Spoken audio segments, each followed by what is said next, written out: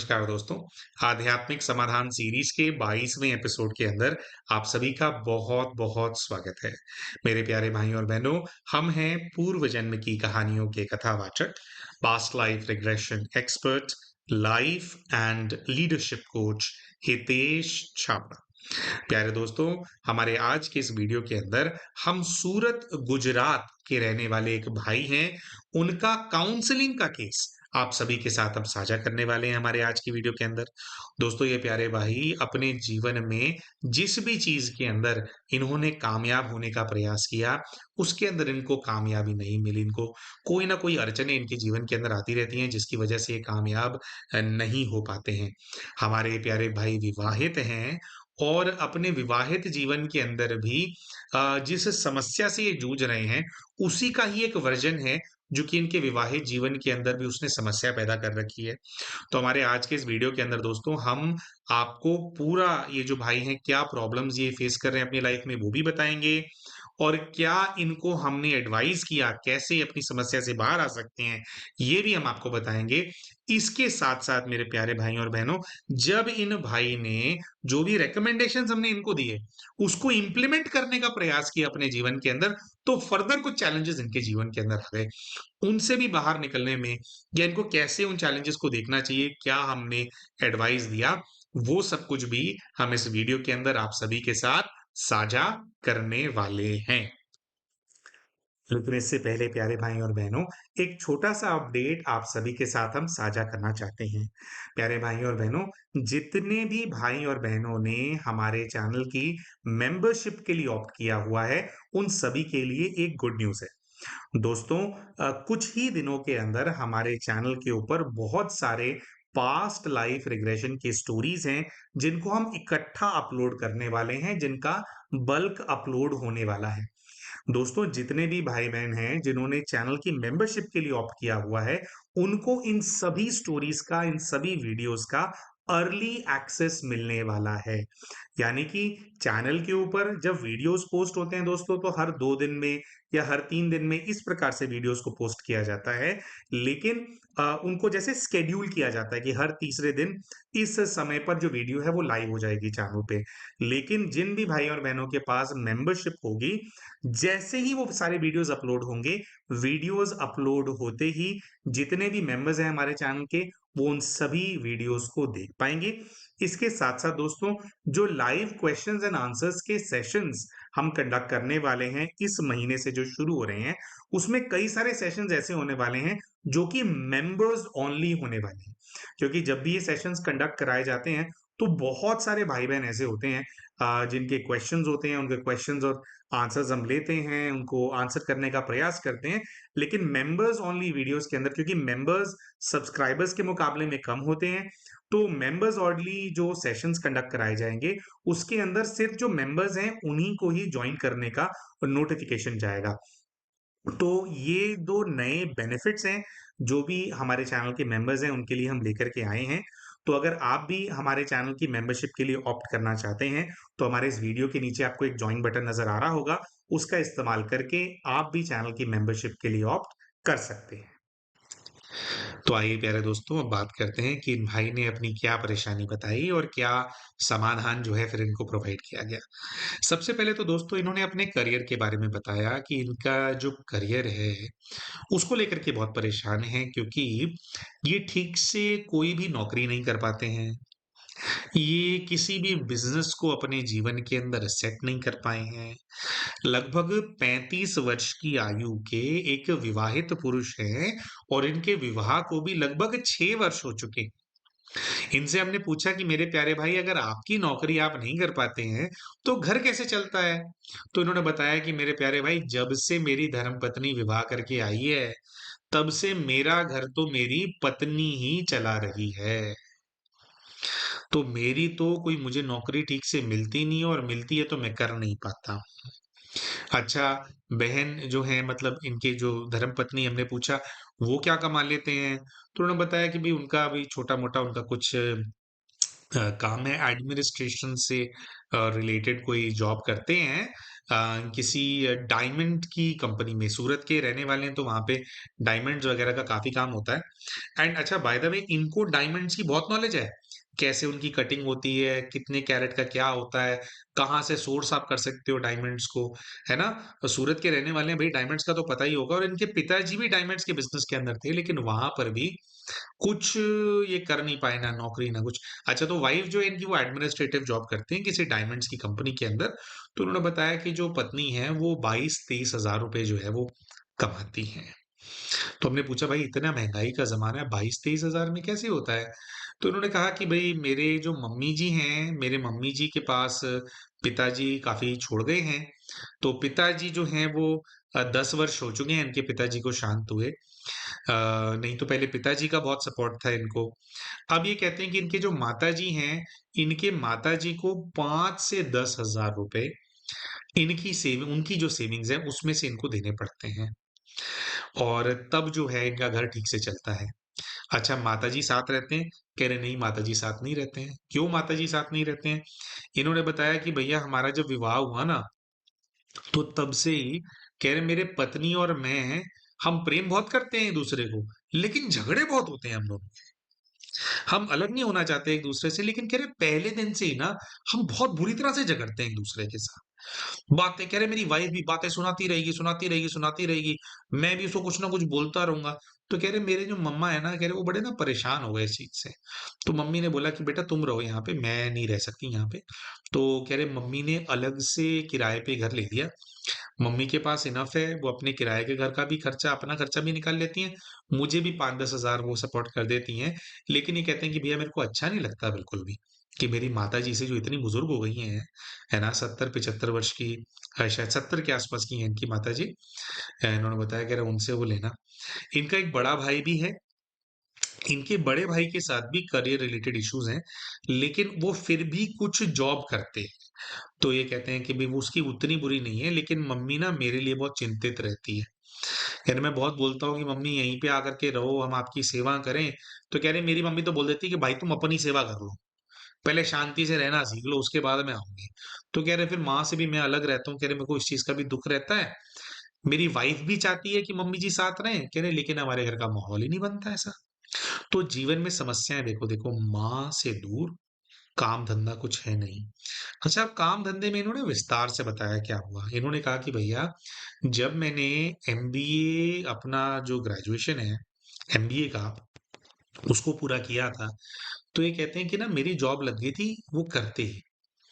कह रहे यहाँ पे बहुत बड़ा एप्पल का स्टोर है। एप्पल के हम फ़ोन्स खरीदते हैं ना, फ़ोन्स, लैपटॉप्स वगैरह, दैट एप्पल ब्रांड। तो कह रहे उसके अंदर मैंने जॉब किया, तो कह रहे जॉब बहुत अच्छी थी।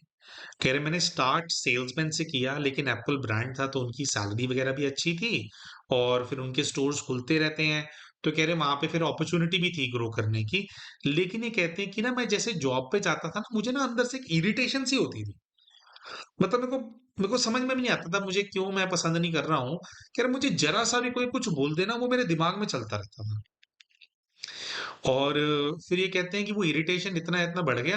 कह रहे मैंने ना 7-8 महीने जॉब किया और 8 महीने में कहते हैं ऐसी मेरी स्थिति आ गई थी कि मैं ना मौका ढूँढ रहा था कि मेरे को तुम कुछ बस बोलो सही। तुमने बोला और मैंने नौकरी छोड़ी। कह रहे मेरी ऐसी स्थिति थी और कह रहे फिर ऐसा एक मौका आ गया। मेरे मैनेजर ने मुझे थोड़ा-सा किसी शिफ्ट को लेकर के शायद डाँट दिया कि भई 15 मिनट पहले आना चाहिए। तो कह रहे मैंने बहस करी और अपना वो आई कार्ड जो है दे के मैंने मारा डेस्क पे, फेंक करके आ गया। मतलब जैसे होता है ना रेज़िग्नेशन तो हम जेब में लेके घूमते हैं। तो कह रहा मुँह पे मैंने रेज़िग्नेशन मारा। कह रहे वो जॉब छूट गई। कह रहे वो जॉब छूटी तो उसके बाद मुझे 2-3 साल तक जॉब ही नहीं मिली। तो हमने कहा कि भाई ऐसा कैसे हो सकता है? आप एमबीए ग्रेजुएट हैं इतना और सूरत कोई छोटी सिटी नहीं है तो मिल जानी चाहिए थी। कह रहे नहीं, कह रहे पता नहीं क्या और कह रहे मैं बस घर में पड़ा रहता था। समझ ही नहीं आता था मेरे को।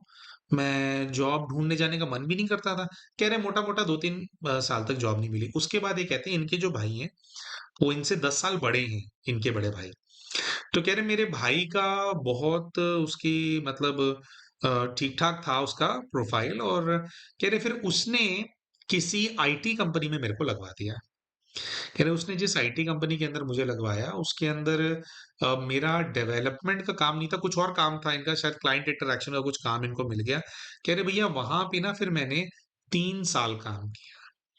अच्छा, उधर 3 साल काम करता था। कह रहे उधर भी मेरे को ये रहता था कि ये यार मेरे को छोड़ देनी है जॉब। कह रहे घर पे मैं ठीक रहूंगा, लेकिन जैसे ही मैं ऑफिस पहुंचूंगा मेरे को आएगा कि यार छोड़ इसको, बेकार है, रेजिग्नेशन दे दे। कह रहे वहां पे 3 साल मैंने नौकरी करी मेरे भाई के प्रेशर में। भाई का प्रेशर था मेरे ऊपर बहुत, क्योंकि उसकी जान पहचान से लगी थी वो जॉब। तो कह रहे ऐसे ही ना फिर मैं करके ना, मैं 3 सवा 3 साल मैंने काम किया, फिर मैं नौकरी छोड़ करके आ गया। क्यों छोड़ करके आ गया कह रहा मुझे आज तक नहीं पता। चलो, कह रहे फिर भी उनका वो शायद जो एमडी थे उनके इनके भाई के मित्र थे, तो कुछ ऐसा था कि भाई कि भाई उन्होंने भाई कुछ रिगार्ड किया, तो उन्होंने कोई और कंपनी खोली थी किसी और चीज के अंदर। उन्होंने उसमें भी बुलाया इनको कि अच्छा इधर आके कर ले जॉब। कह रहे वहां पे भी मेरा जाने का मन नहीं किया, कह रहे मैंने उसके लिए मना कर दिया। अच्छा, उसके लिए मैंने कहा मना कर दिया तो फिर करोगे कैसे?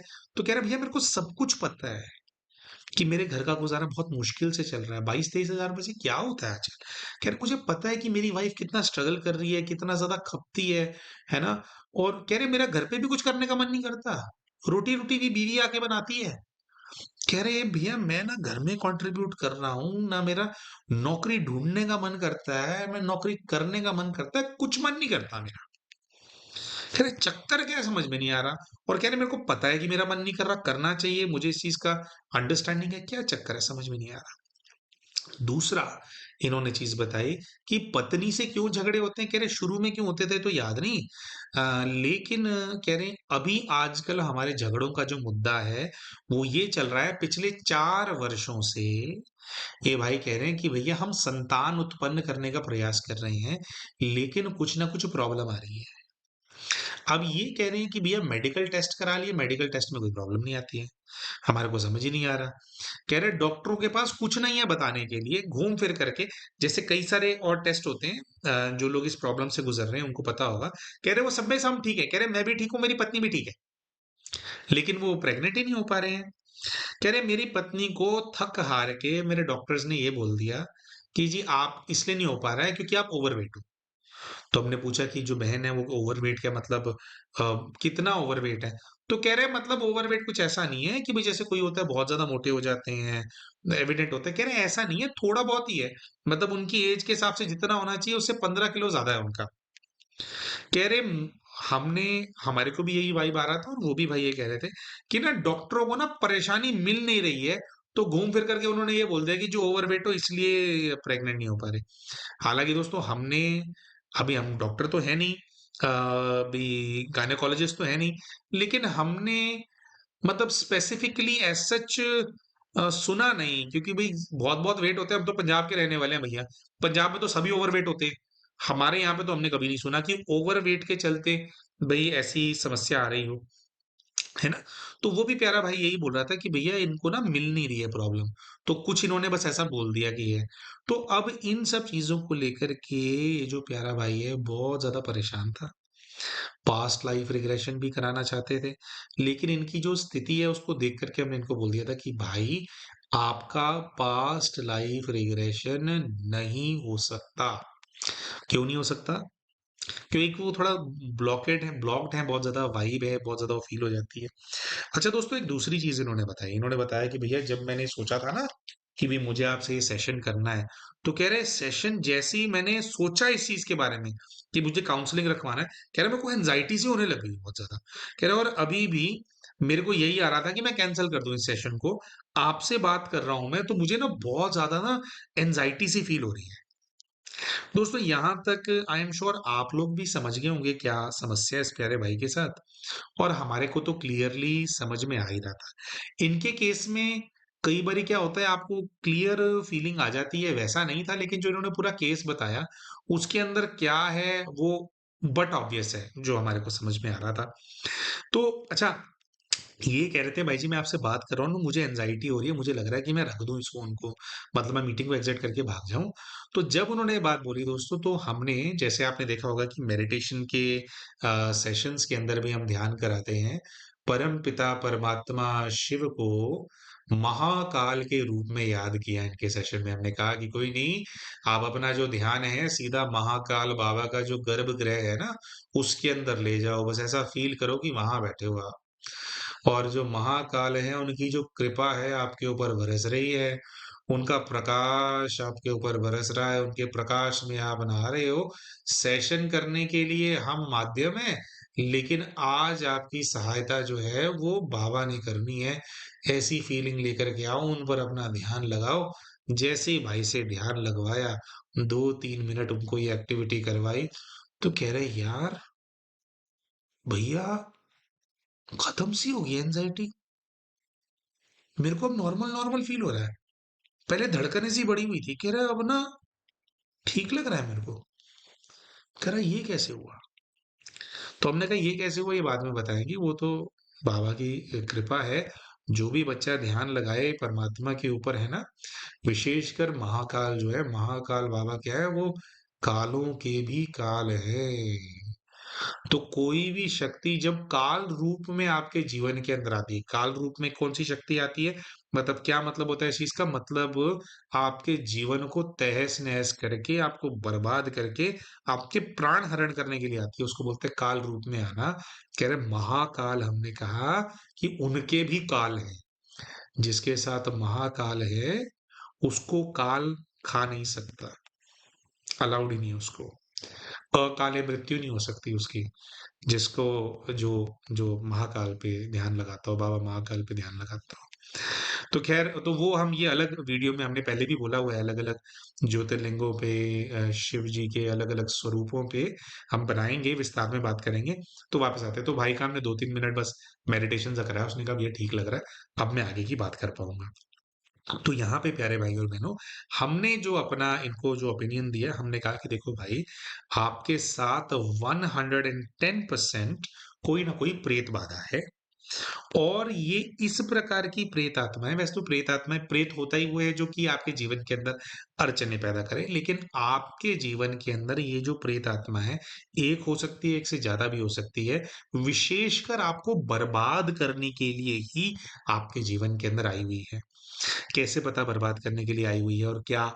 तो दोस्तों देखो, जो भी ये चीजें होती है ना, जैसा मूवीज के अंदर दिखाया जाता है कि भाई वो ऐसे है, ऐसे भूत आ गए, उनके लंबे लंबे दांत है, ऐसे, तो ऐसे असली में इस प्रकार से नहीं होते। ये चीजें अदृश्य होती हैं, दिखाई नहीं देती। जो थोड़े ध्यानी ज्ञानी भी होते हैं, तो ध्यान वगैरह आप करने लगो तो फिर आपको महसूसता आने लग जाती है, क्योंकि ध्यान करने से आप पॉजिटिव रहते हैं। और जब भी कोई नेगेटिव चीज आपके आसपास होगी तो आपको फील होने लग जाता है कि भाई कुछ गड़बड़ है ना? तो कुछ तो कहने का मतलब ये है कि इनके साथ प्रेत बाधा थी, है इनफैक्ट, और उसमें कोई सेकंड थॉट्स नहीं है। प्रेत आत्माएं क्या करती हैं दोस्तों? एनर्जी के लेवल पे आपको मैनिपुलेट करती हैं। हमारा जो अपना ऑरा होता है, उससे हमारा मन जुड़ा हुआ होता है। हमारा मन होता है ना, आत्मा होता है, उसमें बोलते हैं कि हमारा एक मन है, मेरा मन नहीं कर रहा। तो जैसा हमारा मन चल रहा होता है, वैसा हमारा ऑरा होता है। आप ध्यान करने लग जाएं, परमात्मा का नाम जाप करने लग जाओ, याद में बैठने लग जाओ, उनके प्रकाश का आवाहन करने लग जाओ, आपका ऑरा क्लीन हो जाएगा। ऑरा क्लीन होगा तो मन शांत रहेगा, है ना? और वैसे जैसे हम लौकिक रीति कैसे हम जीते हैं, हमारा जो ऑरा होता है बहुत डिस्टर्ब्ड होता है, क्योंकि दूसरों का जो ऑरा है, दूसरों की जो एनर्जी है, वो उसके अंदर जो है मिक्स्ड होती है एक प्रकार से। तो हमारा जो ऑरा होता है, जब वो डिस्टर्ब्ड होता है, तो मन भी हमारा डिस्टर्ब्ड चलता है। और नेगेटिव एनर्जीज क्या करते हैं, वो ऐसे ही आपके ऑरा के अंदर टैप इन कर लेते हैं, आपसे अटैच कर लेते हैं, कुछ परमानेंटली, कुछ टेम्परेरीली। और जो टेम्परेरी वाले होते हैं, उनका कितना फ्रीक्वेंटली वो कर रहे हैं उसमें फर्क होता है। कभी कभी आ गए, एक होते हैं कि पीछे पड़े हुए हैं, हर सुबह शाम आ जाते हैं तंग करने के लिए, है ना? एक होते हैं कि आपके आसपास ही रहते हैं, परमानेंटली आपके ऑरा के साथ अटैच्ड है। तो इनके साथ यही है।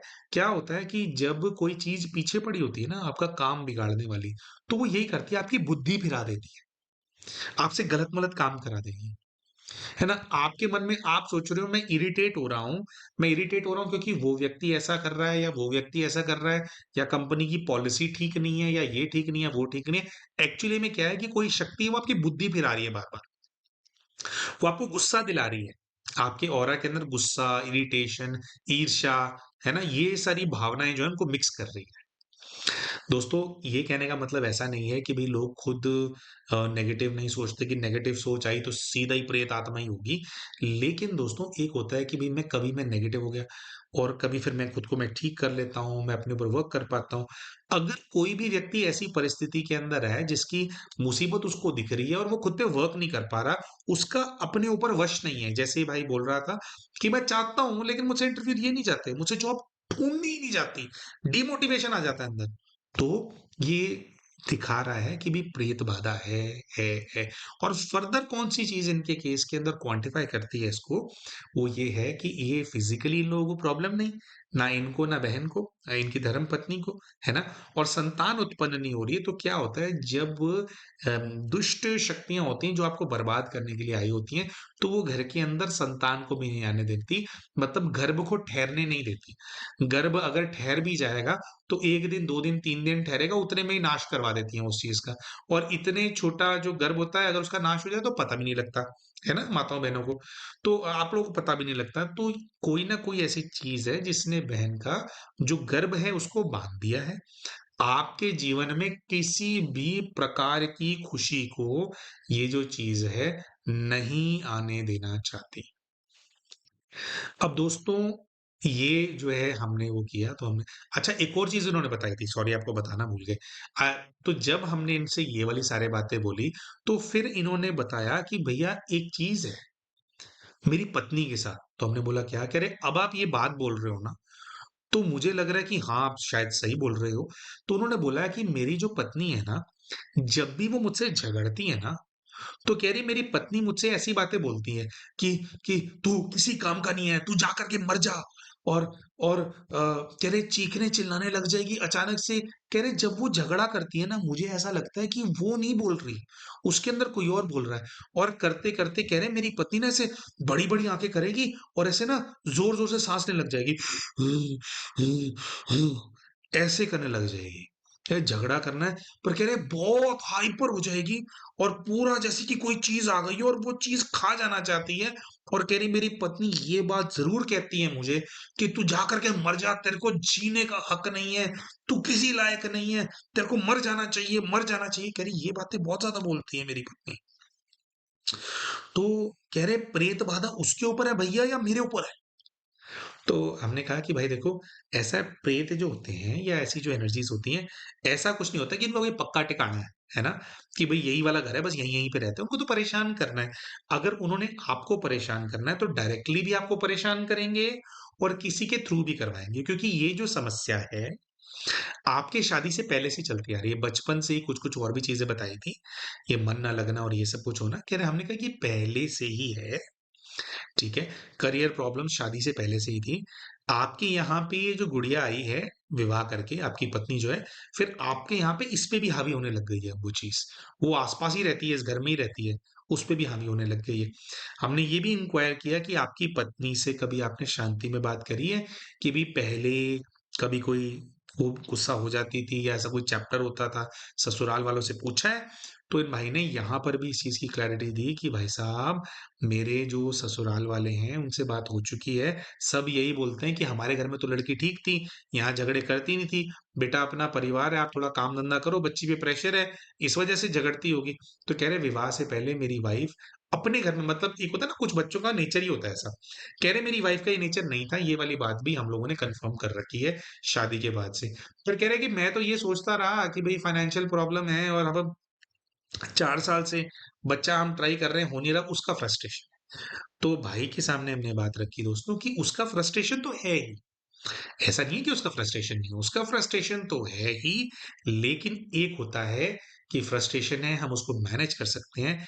एक है कि कोई चीज़ आपको और ज़्यादा, जितनी नेगेटिविटी है और ज़्यादा नेगेटिव कर रही है। परिस्थितियाँ भी वही पैदा कर रही है और आपको मानसिक तौर पे भी आप सब लोगों को बीमार करके रखा हुआ है। तो ये तो इनका केस था, पूरा डायग्नोस हो गया कि विपरीत बाधा तो है ही। तो अब दोस्तों बात करते हैं कि ये जो भाई हैं इनको हमने क्या निवारण दिया, क्या इनको हमने सॉल्यूशन बताया। दोस्तों एक तो हमने इनको 2 अलग-अलग प्रकार की साधनाएँ बताई थी करने के लिए। एक होती है अपने आप को, अपने चक्रों को क्लीन करने के लिए चक्रा हीलिंग की साधना है। ऑनलाइन करा रखी हैं, अपनी वीडियोज़ ही भाई को भेज दी कि आप ये करो। वो अलग समय उनको बताया कब करना चाहिए, कैसे करना चाहिए। दूसरा एक दोस्तों हमने 21 डेज़ नेगेटिविटी रिमूवल भी कराया था पहले। वो हर दिन अलग साधना कराई थी। वो भी हमने इस प्यारे भाई को रिकमेंड किया। ये रिकमेंड किया दोस्तों, लेकिन ये रिकमेंड करने के अलावा हमने भाई को ये वाली बात भी बोली कि मेरे प्यारे भाई, ये साधना आप करने का प्रयास भी करोगे ना, इससे परिस्थिति से बाहर निकलने के लिए कि भई बाधा मेरी खत्म हो जाए, तो जो भी चीज़ है वो आपको साधना करने नहीं देगी। तो भाई ने बोला कि भाई फिर क्यों बता रहे हो? भई जब मैं कर ही नहीं सकता तो मेरा कुछ हो नहीं सकता क्या?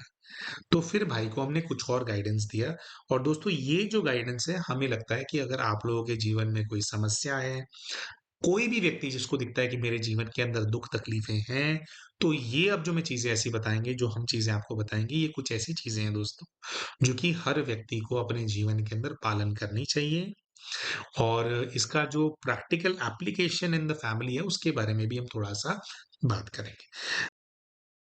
फिर दोस्तों देखिए सबसे पहले हमने जो भाई हैं उनसे बात करी उनके भोजन को लेकर के और भाई ने ऐसा बताया कि वो जिस समाज से आते हैं, जिस कल्चर से आते हैं, उसके अंदर जो भोजन है वो मांसाहारी है।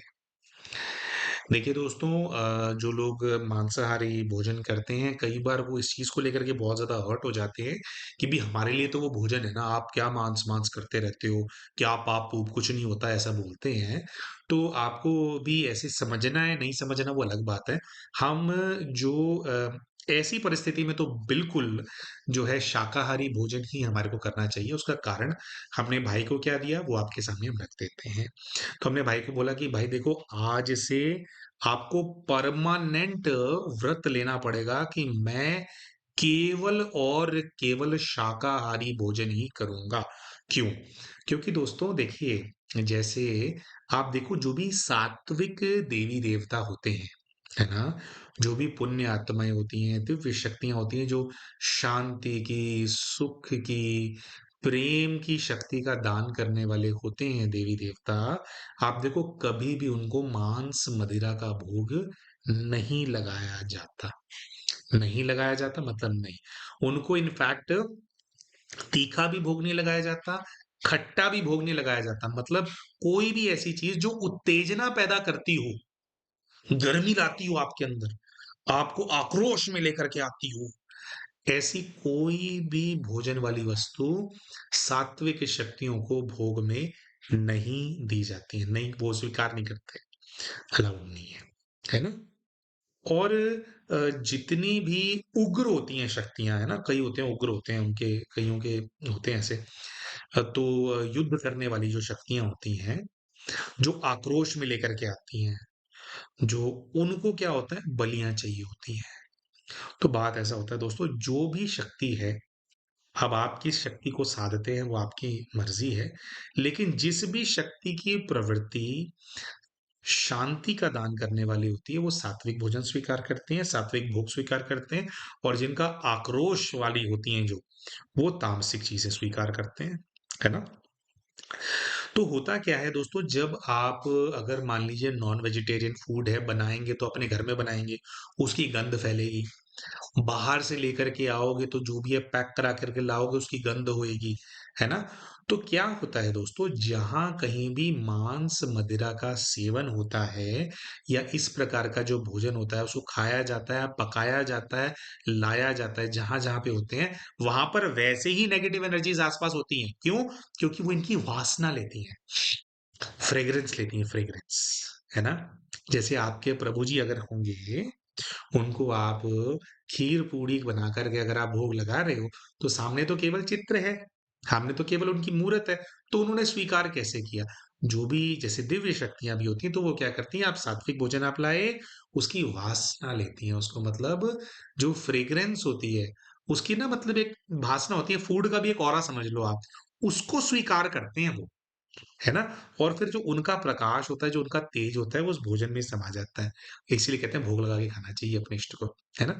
और जो ऐसी तामसिक शक्तियाँ होती हैं, तामसिक शक्तियाँ क्या है दोस्तों, अभी रावण राज्य चल रहा है, कलयुग चल रहा है। तामसिक शक्तियाँ तो फ्री फंड में ही घूम रही हैं, बुलाने की भी ज़रूरत नहीं है।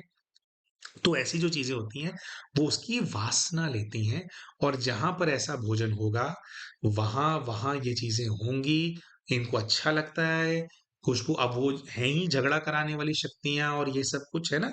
और फिर जब आप ऐसे भोजन को ग्रहण कर लेते हो, अपने शरीर के अंदर लेकर के जा रहे हो, जब शरीर के अंदर लेकर के गए, तो उनका भी अपने शरीर के अंदर प्रवेश करने का आपने रास्ता बना दिया। तो इसलिए भाई को बोल दिया भाई इस चीज के ऊपर स्ट्रिक्ट नो नो है, बंद करो इसको। तो उसमें बोला कि हाँ कैसे होगा, हम तो खाने वाले। मैं कहा हमारे को नहीं पता भाई कैसे होगा, करो अपने आप। ठीक है जी, एक तो ये एडवाइस दी।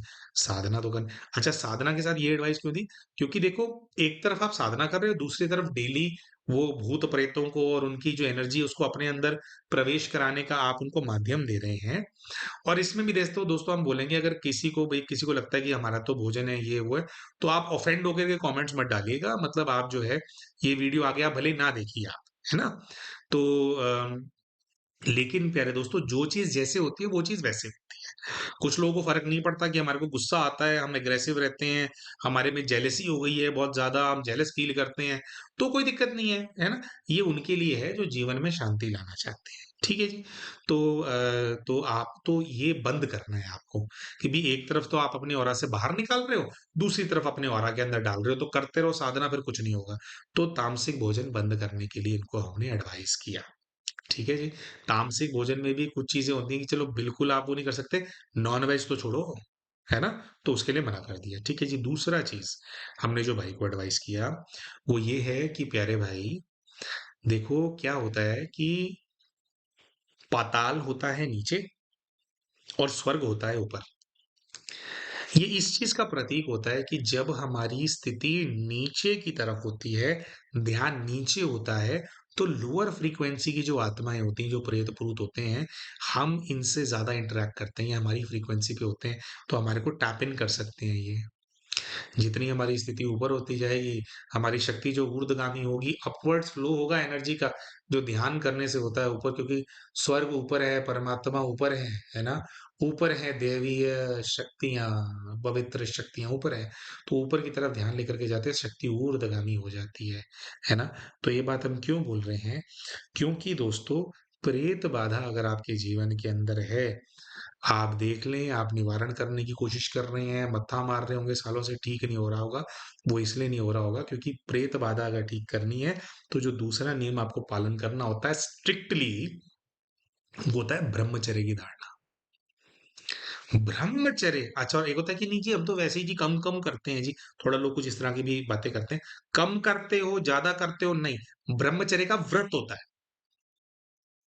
कि 6 महीने के व्रत पे हूँ, 11 साल के व्रत पे हूँ, आजीवन व्रत ले रखा है, 11 महीने के व्रत पे हूँ, इस आयु तक ब्रह्मचर्य के व्रत पे हूँ। तो जब तक ब्रह्मचर्य की धारणा होती है, ब्रह्मचर्य इज लाइक दरवाजा है, उसको खोल करके ऐसे अपने आप चीजें नहीं आ सकती। ब्रह्मचर्य है। ब्रह्मचर्य की धारणा से क्या होता है दोस्तों कि हमारा जो ये जो देह है ना? तो इससे क्या होता है कि भी हम ध्यान ऊपर की तरफ रखते हैं, ब्रह्मचर्य की धारणा है, तो डाउनवर्ड्स फ्लो ऑफ एनर्जी नहीं होता। तो हमारा जो ये देह होता है ना, एक प्रकार से देह को ही हम एक मंदिर जैसे शुद्ध होता है ना, कोई भी पूजा का स्थान होगा, मंदिर होगा, गुरुद्वारा साहब होगा, है ना? या और भी जो पूजा के स्थान होते हैं, उसको जैसे शुद्ध और पवित्र रखा जाता है, ब्रह्मचर्य की धारणा से शरीर भी वैसा शुद्ध हो जाता है। तो फिर इससे क्या होता है दोस्तों, अगर आपके जीवन में ब्रह्मचर्य की धारणा है, तो कोई भी जो प्रेत आत्मा है, वो आपके शरीर के अंदर प्रवेश कर ही नहीं सकती। आपको इन्फ्लुएंस करने की फिर भी कोशिश कर पाएगी, थोड़ा बहुत आपको परेशान करेगी, लेकिन आपको जो है ना, पूरा आपका जो बुद्धि घुमा रखी होती है, आपके लाइफ को कंट्रोल कर रखा होता है, तो वो नहीं कर सकते। और अगर पहले से ही बाधा है कोई और फिर आप ये व्रत लेते हैं, तो धीरे धीरे धीरे धीरे वो चीज छूटती है। तो ब्रह्मचर्य जो है, वो आपको बल देता है, अगर ऐसा कोई प्रभाव आपके ऊपर है, उससे छूटने में। ठीक है। अब आप बोलेंगे कि भाई इनका जो परिवार है, उसके अंदर तो कलेश इस चीज़ का है कि इनको संतान उत्पन्न नहीं हो रही है। अब ये ब्रह्मचर्य की धारणा अगर करेंगे, तो फिर संतान कैसे उत्पन्न होगी? इसीलिए दोस्तों इन भाई के स्पेसिफिक केस के अंदर, क्योंकि अभी इनको आगे ये प्रवृत्ति मार्ग के अंदर हैं, गृहस्थी हैं और इनको अपना परिवार आगे बढ़ाना है, इसीलिए हमने इनको कहा कि भाई देखो अभी तो ग्रसित हो, वैसे भी आप जितना मर्जी ट्राई करते रहोगे संतान उत्पन्न नहीं होगी, क्योंकि कोख बंधी हुई है, आपको ये धारणा करनी ही पड़ेगी। तो फिलहाल के लिए हमने भाई को बोला कि भाई आप इतना भर करो, नॉनवेज जिंदगी भर के लिए बंद है और ये जो साधनाएं हमने बताई हैं, 2 अलग-अलग साधनाओं के नियम बताए थे कि लगातार उनको 2 महीने तक करना है वो। तो ये हमने कहा ये साधनाएं आप अपनी जारी रखिए। ब्रह्मचर्य का जो व्रत है, इस व्रत को आप 3 महीने के लिए धारण करो। ठीक है? क्योंकि आपको अभी अपना परिवार आगे बढ़ाना है। और दोस्तों इसमें भी पता है क्या होता है? एक होता है कि भई हमारे को पता होता है कि भई ये भी हमारा एक परिवार, कुटुंब के प्रति कर्तव्य होता है कि हमारे को कुटुंब को आगे बढ़ाना होता है, तो हमारे को संतान उत्पन्न करनी है। एक होता है उस चीज़ के लिए, आप इस चीज़ के अंदर वो करते हैं और फिर थोड़ा आप इससे जो है, थोड़ा पीछे हट जाते हैं। एक होता है कि आजकल क्या आसक्ति है, भूख है बहुत ज़्यादा कि मतलब ये हम इसको कहते हैं कि जैसे जैसे food is the need for the body, कि जैसे भोजन की ज़रूरत है, वैसे ये भी एक नीड है, ये भी एक भूख है। तो ये जो भूख है, ये जो आसक्ति है, जो हावी हो गया ना, उसको बोलते हैं काम विकार आपके ऊपर हावी हो जाना। संतान की उत्पत्ति के लिए साथ में आना एक अलग चीज होती है और आप भोग विलास और उसकी उसके दृश्य, क्योंकि वही सब हम देखते हैं लोग आजकल, है ना? चारों तरफ वही है, एड्स में भी यही सब कुछ चल रहा है, चाहे बोर्ड्स पे एड्स देख लो, चाहे टीवी पे एड्स देख लो, तो ये सब भरा हुआ है। तो इसकी क्या एक भूख एक जागृत हो गई है ना? तो आसक्ति के चलते इस चीज में आगे बढ़ना और संतान को उत्पन्न करने के लिए एक दूसरे के साथ आना, इन दिन दोनों चीजों के अंदर काफी फर्क होता है। तो हमने कहा कि ठीक है, आपको संतान उत्पत्ति आप लोगों को करनी है, आप लोगों का डिसीजन है, आपका परिवार है, तो 3 महीना व्रत लो। 3 महीना व्रत लेने से और ये जो साधना हम बता रहे हैं और कुछ और भी चीजें भाई को हमने रेकमेंड करी थी कि ये सब आप करेंगे, उतने में एटलीस्ट हमारी अंदाजा ये है कि जिस चीज का प्रभाव है, जितनी शक्ति हमें फील हो रही थी, हमारे को था कि 3 महीने में निपट जाएगा। उसके बाद आप क्या है कि थोड़ा क्लीन और फ्रेश आप स्टार्ट कर रहे हैं। और हमने भाई को कहा था कि भाई 2 महीने के अंदर-अंदर नौकरी ढूँढना और काम पे जाने का आपका मन करने लगेगा, ये शर्तिया बात है। इसी से ही आपको समझ में आ जाएगा कि भैया मैं डिटैच होने लग गया हूँ, जो भी एनर्जी मुझे और मेरे परिवार को बर्बाद कर रही थी। तो 3 महीने के बाद आप वो करें, क्योंकि क्या होता है दोस्तों, जब हम इस चीज़ के अंदर भी जाते हैं, तब भी हमारा फ्लो ऑफ एनर्जी डाउनवर्ड्स होता है और ये भी एक माध्यम है जिससे नेगेटिव एनर्जीज हमारी लाइफ के अंदर प्रवेश करती हैं। तो हम दोबारा बोलेंगे, संतान उत्पन्न करने के लिए अलग बात है और आसक्ति और सबकी पूर्ति करना अलग है। और दोस्तों ये जो एडवाइस हमने दी है, ये उन भाइयों या उन बहनों के लिए नहीं है जिन्होंने अपने जीवन के अंदर परमानेंट ब्रह्मचर्य लेने का व्रत ले रखा है, उनके लिए नहीं है कि अरे नहीं नहीं, हम तो हितेश भाई को सुनते हैं, उन्होंने तो कह दिया कि नहीं नहीं, करो जी करो जी करो, बच्चे पैदा करो जी। नहीं, ये उनके लिए है जिनका पहले से ये निर्णय है कि नहीं, संतान तो हमारे को उत्पन्न करनी है, हमारे को कुछ समस्या आ रही है, तो हम क्या करें? क्योंकि एडवाइस इस चीज के ऊपर लिया गया था, इसलिए ये है। अगर आपने संपूर्ण ब्रह्मचर्य का व्रत ले रखा है, जैसे हम जिस लाइन ऑफ वर्क के अंदर हैं, हम अभी इतने कोई महान हो नहीं गए हैं, हमारी अभी तो बहुत अभी पुरुषार्थ हमारे को करना है, लेकिन हमने परमानेंट ब्रह्मचर्य का व्रत ले रखा है ना? पुत्र है हमारा, है ना? एक पुत्र है, तो हमने परमानेंट व्रत ले रखा है, हमारा जो जोड़ा है, हम लोगों ने। तो ऐसा कोई वीडियो देख कर के कि हाँ जी, हाँ, नहीं जी, कर सकते हैं संतान उत्पन्न करने के लिए, तो वो फिर क्या होता है, वो बात है कि मन कर रहा है विकार में जाने का और ऐसे फिर हम आधार बना लेते हैं किसी चीज़ को कि नहीं जी, वीडियो में तो बोला गया है कि संतान उत्पन्न करने के लिए आप कर सकते हो और एक्चुअली में आसक्ति पूर्ति है वो। तो वो एक अलग बात है। इन भाई के केस में हमने कहा कि भई 3 महीने का व्रत लेना है। तो दोस्तों ये तो सारी एडवाइसेज़ थी इनको प्रेत बाधा से मुक्त कराने की, इनके जीवन में वापस उसको ट्रैक पे लेकर के आने की, ये सब एडवाइस हमने दी, इनको हमने गाइड किया कि नहीं ये वाली बाधा है। अब बात करते हैं कि बाद में क्या समस्या आई। इनको हमने पहले ही बोल दिया था कि भाई जब आप व्रत लोगे, आप साधना करनी शुरू करोगे, आपकी शक्ति बढ़नी शुरू होगी, तो आप कर रहे हो लेकिन आपकी पत्नी को तो पता नहीं है। तो फिर क्या होगा, ये चीज़ आपकी पत्नी पर हावी होगी ज़्यादा, क्योंकि वैसे भी होती है और उसके माध्यम से बहुत सारे झगड़े करवाएगी और बहुत कुछ वो करवाएगी और ये मुद्दा उछलेगा और आपकी पत्नी बोलेगी कि भई खान-पान का ये क्यों तुम चेंज कर रहे हो? ये ब्रह्मचर्य ब्रह्मचर्य की क्या ज़रूरत है? ये सब पागलों वाली बातें हैं, पहले ही बच्चा नहीं हो रहा।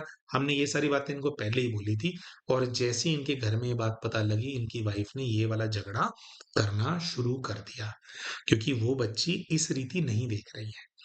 अब दोस्तों इसमें पता है क्या होता है? इसमें ये ना थोड़ा समझदारी की अब ये भाई है कि भैया वो तो मान ही नहीं रही है, वो तो कह रही है मैं अपने परिवार में बात करूँगी, वो तो तलाक लेने की बात कर रही है।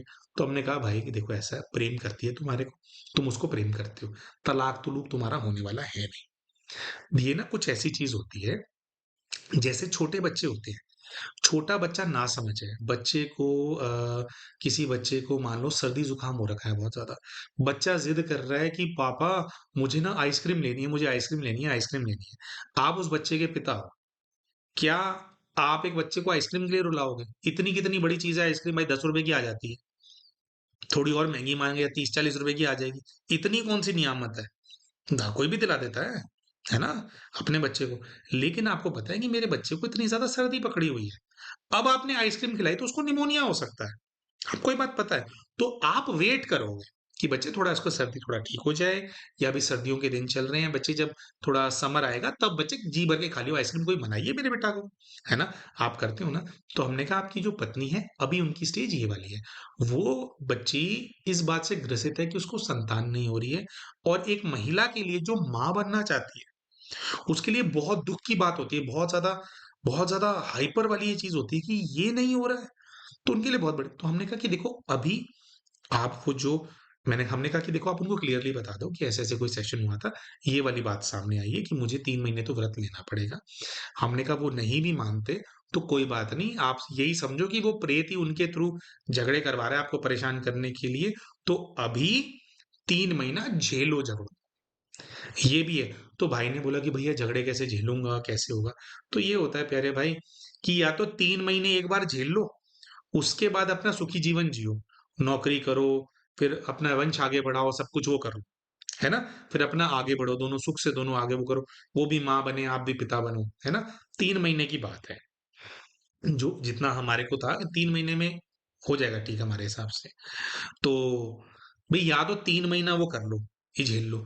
नहीं तो अगर आपको अभी से डर लगता है कि नहीं-नहीं ये तो झगड़े होने लग गए, हम कैसे करेंगे? नहीं-नहीं चल मच्छी आने दो, चलो आ जाओ चिकन आने दो, है ना? जैसा सोचते हैं नॉर्मल लोग, हम तो ऐसा नहीं सोचते कि किसी भी जीव को भोजन के रूप में कैसे देखें। हालाँकि पहले जब हम ना समझते हमारे जीवन में पहले हम भी खाते रहे वो नॉन-वेज और तब का जीवन हमारा क्या था, क्या हमारी दुर्दशा थी और आज जब सात्विक हुए तो क्या सद्गति हुई है, क्या आगे वो जीवन में उद्धार हो रहा है, वो हमारे को बहुत अच्छे से पता है ना? क्या शांति रहती है जीवन के अंदर। तो ख़ैर एनीवेज़ तो कहने का मतलब है कि भई या तो 3 महीने का कलेश देख लो या फिर ज़िंदगी भर का कलेश देख लो। 3 महीने में करके मुकाओ ना। तो हमने भाई को यही बोला कि भैया बता दो उनको, फिर भी वो झगड़ते हैं, तो आप पिघलो नहीं। मतलब झगड़ रहा है कोई इसके चक्कर में हम गलत काम करने लग जाएँ, ये तो कोई ठीक बात नहीं है ना। तो हमने भाई को ये एडवाइस किया कि कोई नहीं 3 महीने सोच के चलो कि झेलना है मुझे। झगड़े-वगड़े होंगे, ससुराल वाले आएँगे, मुझे गालियाँ देंगे, मुझे बोलेंगे कि मैं निकम्मा हूँ, नकारा हूँ, लेकिन आपको पता है कि पहले आप कुछ नहीं कर रहे थे, अब आप साधना कर रहे हैं, आप खुद को सक्षम बना रहे हैं, आप सही धारणाएँ कर रहे हैं, जिससे कि आप एक्चुअली में लायक बन पाएँ, कामकाजी बन पाएँ।